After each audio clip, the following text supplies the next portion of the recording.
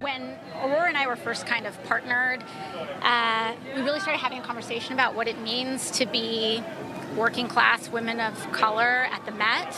And we said, we can't just play along, but we need to break the fourth wall and challenge some of the institutions.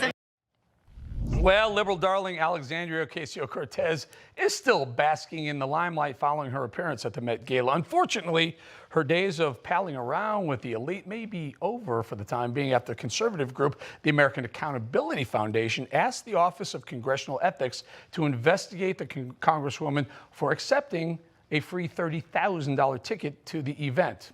Let's bring in Liz Wheeler, host of The Liz Wheeler Show, and Dave Rubin, host of The Rubin Report. Thank you both for joining us. I'm going to start with you, Liz, because you watched that, you saw that, and there are a couple of issues here. We'll get to the hypocrisy of the working class congresswoman from Brooklyn in a $35,000 dress, enjoying a $30,000 ticket. But let's talk about what really happened here. She was handed some of this stuff, and she may be on the hook for some taxes on that, no?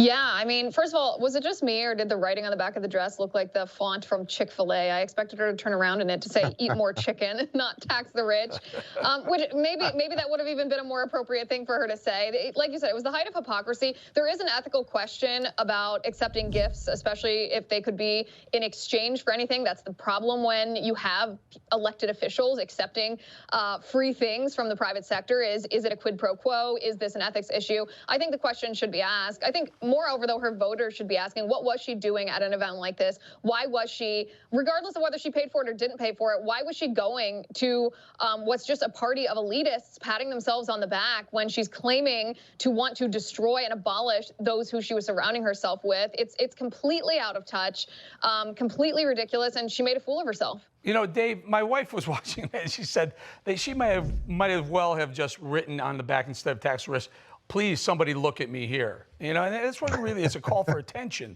but it's working for her. Of course it's working for her. I mean, look, she's really just a troll that somehow tricked people into thinking that she's a congresswoman with good ideas. And it should scare everybody, the amount of power this woman has. And look, we end up having to talk about it, right? I mean, she accomplished what she wanted because good people have to call out the hypocrisy here. But the thing is, with AOC and all of these new socialists, and that's what they are not the old Democratic Party, they are socialists. It's not that she's against the elite, it's that she doesn't fully like all of the elite we have right now. But once she's in with those elite, which as you can see, she's getting in right now, then she will be all about the elite. I mean, that's the problem with socialism. Of course, you're gonna have this very thin top elite group of people, and then everyone else will be in essence, the slaves below them. That's why people like us all like capitalism, which allows someone like her to actually make a living in this country, despite no talent. So let's talk about this very quickly. I don't have a lot of time, but Liz, they weren't wearing masks. They weren't required to wear masks, and it's all about masks. We saw Obama's party, but then I did see a lot of the servants, the people who were working there. They were all masked up. Here's yet another example of the elite class versus the peon class, like the rest of us.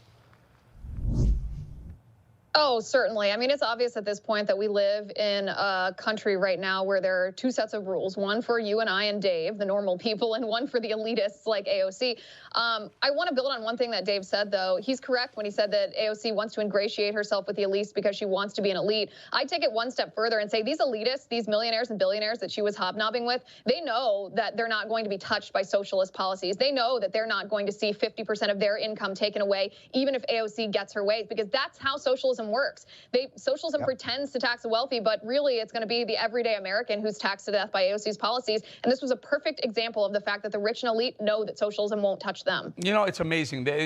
Top to bottom, Dave rules for thee, not for me, and they do. They don't. They're not going to end up paying any tax. Those people in that room aren't worried about getting taxed anymore, are they?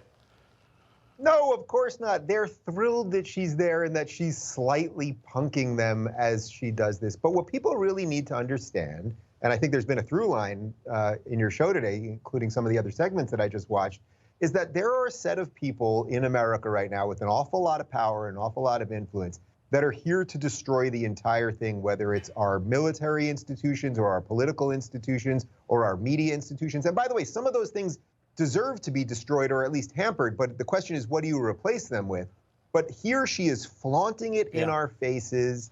And those of us that want to keep some semblance of an America we knew, we've got a lot of work to do right now. Yeah, we got to leave it there, but I want to bring you guys back because this is crazy. I think we have the hypocrisy bill. We didn't even get to ring it this time, but we will next time. Liz Wheeler and Dave Rubin, thank you both for joining me.